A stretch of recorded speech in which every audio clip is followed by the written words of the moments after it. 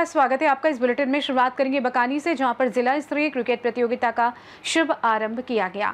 और साथ ही बात होगी गौतम बुद्ध नगर की, जहां पर पत्नी की निर्मम हत्या करने वाले आरोपी पति को गिरफ्तार कर लिया गया है। ऐसी तमाम खबरों पर करेंगे विस्तार से चर्चा। स्थानीय विद्यालय पीएमसी राजकीय उच्च माध्यमिक विद्यालय नसीराबाद में 693 जिला स्तरीय क्रिकेट प्रतियोगिता का शुभारंभ उद्घाटन 22 सितंबर 2025 को हुआ। इसमें मुख्य अतिथि इंद्र सिंह गुर्जर मंडल अध्यक्ष भाजपा रटलाई रहे। अध्यक्षता अतिरिक्त जिला शिक्षा अधिकारी माध्यमिक पवन पाटीदार ने की। कार्यक्रम में मौजूद सभी अतिथियों ने खेलने वाले खिलाड़ियों का उत्साहवर्धन किया। इस प्रतियोगिता में 26 टीमों के 382 खिलाड़ियों ने भाग लिया और पहला मैच पिड़ावा वर्सेज राजकीय उच्च माध्यमिक विद्यालय सीनियर सेकेंडरी स्कूल शुक्ला के बीच हुआ। इसमें विजेता राजकीय उच्च माध्यमिक विद्यालय पिड़ावा की टीम रही। अंत में सभी अतिथियों ने खिलाड़ियों का उत्साहवर्धन किया और टीम भावना से खेलने के लिए प्रेरित किया। और संयोजक और प्रधानाचार्य समिति गुप्ता के द्वारा सभी अतिथियों का आभार व्यक्त किया गया और अंत में अल्पाहार करके सभी अतिथियों का धन्यवाद स्थापित किया गया। बकानी से सीनियर संवाददाता रमेश चंद्र शर्मा की रिपोर्ट। नवरात्रि के पावन अवसर पर पाटेश्वरी देवी पाटन मंदिर में विराट किसान मेले का शुभारंभ मुख्य अतिथि महंत जी देवी पाटन मंदिर मिथिलेश नाथ योगी, विशिष्ट अतिथि विधायक बलरामपुर सदर पलटूराम, विधायक तुलसीपुर कैलाशनाथ शुक्ल, डीएम पवन अग्रवाल द्वारा दीप प्रज्वलित कर किया गया। इस अवसर पर विभिन्न विभागों द्वारा सरकार की जन कल्याणकारी योजनाओं के व्यापक प्रचार प्रसार के लिए लगाए गए स्टॉल का महंत देवी पाटन मंदिर, विशिष्ट अतिथि विधायक बलरामपुर सदर, विधायक तुलसीपुर, डीएम बलरामपुर द्वारा अवलोकन किया गया।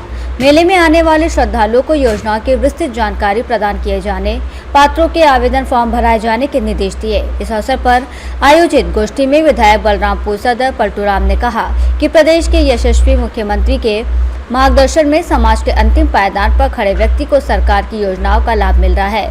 युवाओं, महिलाओं, किसानों, व्यापारियों सभी के हित में सरकार द्वारा कार्य किया जा रहा है। इस अवसर पर महंत देवी पाटन मंदिर वहीं विधायक बलरामपुर सदर, विधायक तुलसीपुर, डीएम ने कृषकों को बीज किट का वितरण किया। राजकीय आश्रम पद्धति पचपेड़वा की 333 छात्राओं को साइकिल का वितरण किया। नवरात्र के प्रथम दिन विभिन्न प्रकार के सामग्रियों पर जो जीएसटी उन्होंने खत्म करने का काम किया है, वो आज से ही 22 तारीख को लागू होने वाला है। मैं मां पाटेश्वरी से विनती करता हूं कि हमारे क्षेत्र में किसी प्रकार का कोई संकट आने न पाए। उत्तर प्रदेश के यशस्वी मुख्यमंत्री परम पूज्य योगी आदित्यनाथ जी और देश के यशस्वी प्रधानमंत्री आदरणीय नरेंद्र मोदी जी के द्वारा अनेक योजनाओं को धरातल पर उतार करके सबका साथ और सबका विकास के संकल्प को पूरा करने का काम किया है। बलरामपुर से सीनियर संवाददाता संदीप सक्सेना की रिपोर्ट।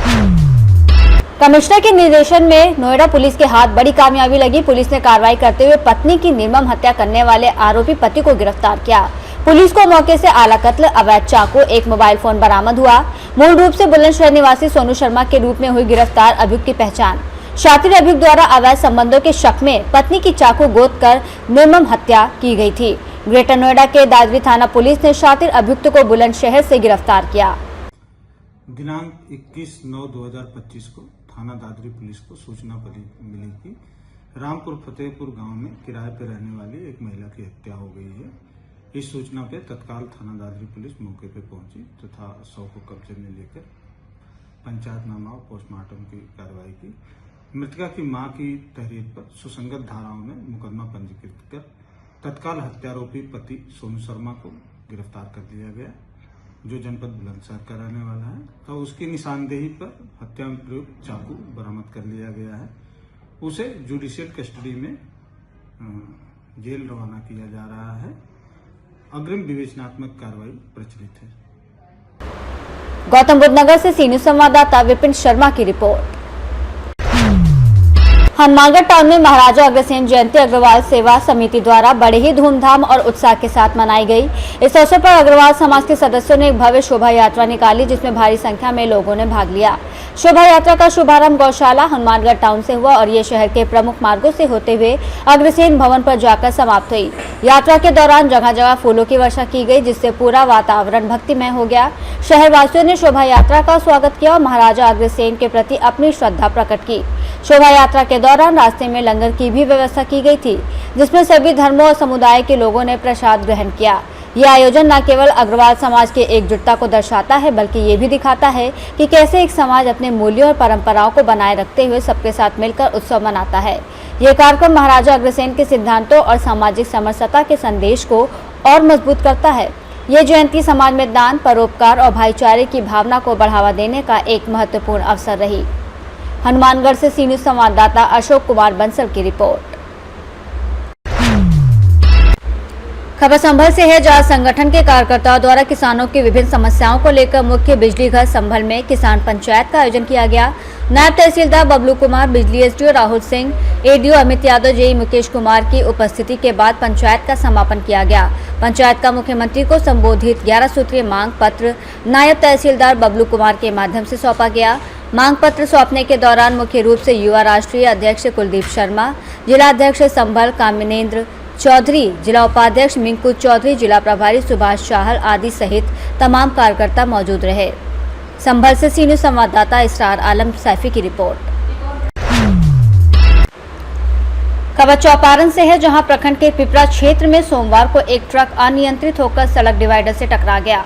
हादसे में ट्रक चालक गंभीर रूप से घायल हो गया। सूचना मिलते ही चौपारण पुलिस मौके पर पहुंची और दुर्घटना का जायजा लिया। पुलिस ने तुरंत कार्रवाई करते हुए घायल चालक को सामुदायिक स्वास्थ्य केंद्र चौपारण भिजवाया, जहां उसका इलाज जारी है। वहीं दुर्घटना के कारण कुछ देर के लिए यातायात बाधित हो गया था, जिसे पुलिस ने तत्परता दिखाते हुए बहाल करा दिया। चौपारण से सी न्यूज़ संवाददाता अमित सिंह की रिपोर्ट।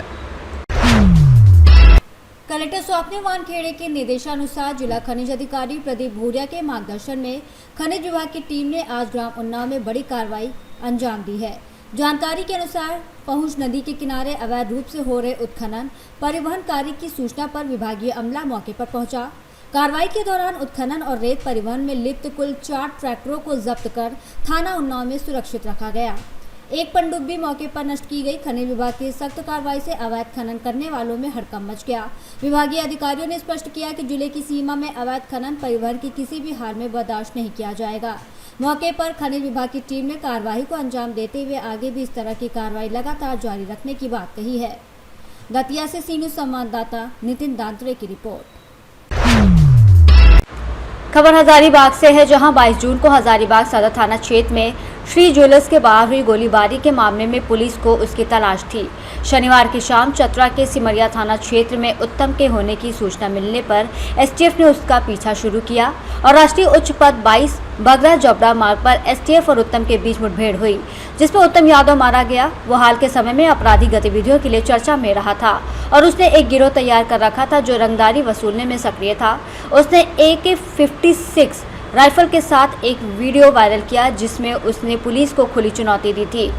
इस घटना के बाद हजारीबाग पुलिस गिरफ्तारी के लिए प्रयासरत थी। वहीं 50,000 इनामी भी था। वो अपने गांव बिहार झारखंड के क्षेत्र में आपराधिक गतिविधियों में फैला रहा था।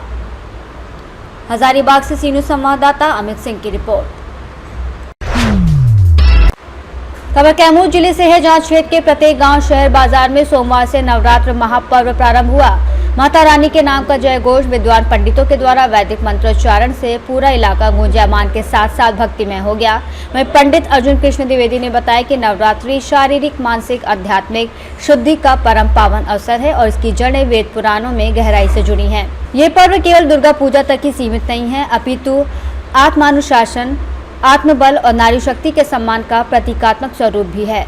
सुंदर स्वास्थ्य की दृष्टि से मानसिक शुद्धि और अनुशासित जीवन शैली की शुरुआत करने का बेहतरीन अवसर भी है।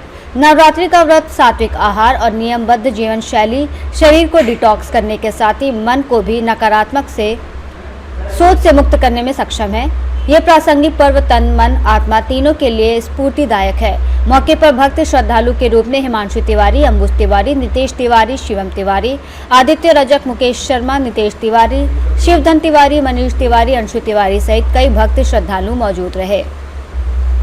कैमूर से सी न्यूज़ संवाददाता राम प्रवेश तिवारी की रिपोर्ट। पाकुड़िया के रामघाटी में सोमवार को सार्वजनिक दुर्गा पूजा समिति द्वारा कलश यात्रा निकाली गई, जिसमें मुख्य रूप से डाक और शंख के साथ गगनभेदी नारा लगाते हुए सरोवर से मां दुर्गा मंदिर परिसर पहुंचकर पारंपरिक वैदिक मंत्र के साथ कलश स्थापना हुआ, जहां पूजा को लेकर समुचित व्यवस्था युवा कमेटी सदस्य मृत्युंजय भगत के नेतृत्व में की गई है। पुरोहित पुजारी पुरोहित विश्वनाथ तिवारी रविशंकर तिवारी के द्वारा विधि विधान से मंत्रोच्चारण के साथ पूर्वाह्न भव्य कलश यात्रा निकाली गई, जिसमें श्रद्धालुओं ने भाग लिया, जहां छठ पोखर में जलार्पण कर नगर परिक्रमा किया, जिसमें श्रद्धालुओं ने जय मां दुर्गे की गगनभेदी उद्घोष किया। इसके बाद पुजारी ने मां दुर्गा की पूजा अर्चना की, प्रसाद का वितरण किया गया। दुर्गोत्सव को लेकर पूजा समिति कई सांस्कृतिक कार्यक्रम भी आयोजित की गई, जो कई दिनों तक आयोजित होगी। इस अवसर पर पूजा कमेटी के अध्यक्ष राजू भगत, सचिव मृत्युंजय कुमार, कोषाध्यक्ष अजय कुमार, सदस्य प्रमोद भगत, विनोद भगत, मनोज भगत, संतोष भगत, सरवण ठाकुर, मुकेश ठाकुर, दीपू भगत, अनिल भगत, सौरभ कुमार, सरोज भगत आदि मुख्य रूप से मौजूद थे। पाकुड़ से सी न्यूज़ संवाददाता मृत्युंजय कुमार की रिपोर्ट। नगर पंचायत दोस्तपुर में आज शाम को भव्य राम रथ यात्रा निकाली गई। यात्रा नगर पंचायत से प्रारंभ होकर भ्रमण करते हुए छावनी स्थित शिव मंदिर और थाना क्षेत्र से वापसी करती हुई रामलीला मंच तक पहुंची। रथ को विशेष रूप से शिवजी के लिए सजाया गया था और यात्रा में माता पार्वती की प्रतिमा के साथ श्रद्धालु शामिल हुए। इस भव्य आयोजन में रामलीला कमेटी अध्यक्ष रामरतन सोनी, उद्योग व्यापार मंडल के अध्यक्ष दिनेश सिंह अग्निवंशी, शिव पांडे और अनिरुद्ध ने पूरी व्यवस्था संभाली। यात्रा के दौरान सुरक्षा के लिए थाना प्रभारी अनिरुद्ध सिंह के नेतृत्व में पुलिस बल मौजूद रहा। ये आयोजन क्षेत्रीय अधिकारी विनय कुमार गौतम के निर्देश पर संपन्न हुआ।